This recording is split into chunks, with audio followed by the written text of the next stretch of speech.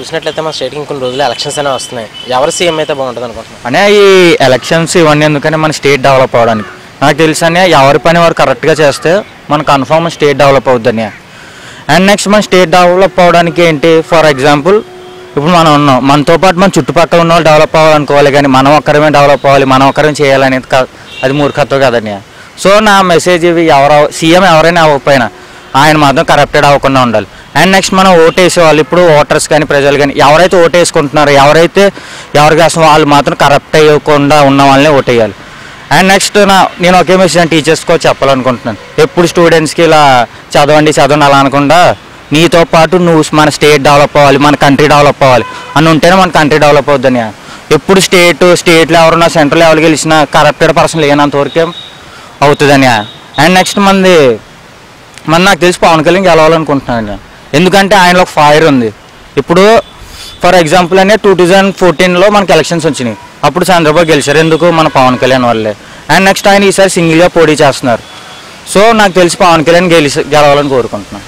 అంటే ఇప్పుడు ఉన్న గవర్నమెంట్లో డెవలప్మెంట్ ఏమాత్రం కనిపించలేదంట అని. అది డెవలప్మెంట్ అయ్యింది, కానీ మనకి అనుకున్నంత జరగలేదు. మరి జరిగిన దాంట్లో 30% 40% మిస్ అయిపోయింది. నేను ఏమంటున్నానంటే కంప్లీట్గా ఫుల్ ప్లెడ్జ్గా డెవలప్ అవ్వాలి. డెవలప్మెంట్ అంటే ఏంటని, మన చుట్టూ ఉన్న వాళ్ళు బాగా ఉండాలి, బాగా తినాలి, 3 పూట్ల తిండి దొరకాలి. ఫర్ ఎగ్జాంపుల్ ఎందుకంటే మన పార్క్ బోల్డ్ మంది బెగ్గర్స్ నుంచి వస్తాం, ఎందుకు ఎక్కడైందండి డెవలప్మెంట్.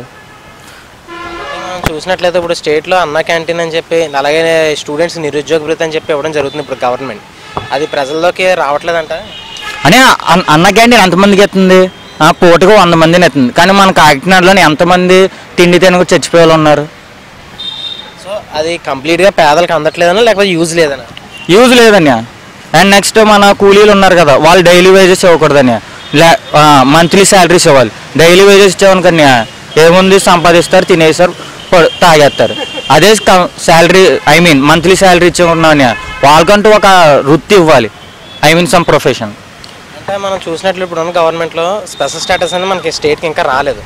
సో అది ఎవరి వల్ల అంటారు, కారణం ఏంటంటే? కారణం ఏదైనా స్పెషల్ స్టేటస్ డెవలప్మెంట్ కావాలి. నేను చెప్పింది కదా, నేను ఇందాక చెప్పాను కదా, డెవలప్మెంట్ ఫుల్ ప్లెడ్జ్డ్గా అవ్వలేదు. ఇప్పుడు మనం చూసినట్లయితే పవన్ కళ్యాణ్ గారు సీఎం అవ్వాలని కోరుకుంటున్నానని చెప్పారు. ఆయన సీఎం అయితే డెవలప్మెంట్ ఏ విధంగా ముందుకు తీసుకెళ్తారంటే, ఎక్స్పీరియన్స్ లేదని చాలా విమర్శిస్తున్నారు ఆయన, మిగతా పార్టీ వాళ్ళతో ఎవరన్నా అని. అలా అయితే ఫస్ట్ టైం ఎవరు సీఎం ఎక్కిన వాళ్ళకి ఎక్స్పీరియన్స్తో ఎక్కారా. సో పవన్ కళ్యాణ్ గారికి వస్తే సీఎం అయితే ఇంకా డెవలప్మెంట్ ఏ విధంగా ముందుకు తీసుకెళ్తారు అనుకుంటున్నాం అని. ఆయన సీఎం అయినా అవ్వకపోయినా ఏదో చేస్తారని, ఆయన మాత్రం మామూలుగా కూర్చొని ఇలా కరప్షన్ అలాంటి ఏం చేయకుండా నేను అనుకుంటున్నాను. సో పవన్ కళ్యాణ్ సీఎం అయితే బాగుంటుంది, డెవలప్మెంట్ అవుద్ది అనుకుంటున్నాను. Yeah. If you like the video, please like us and subscribe Tollywood Nagar.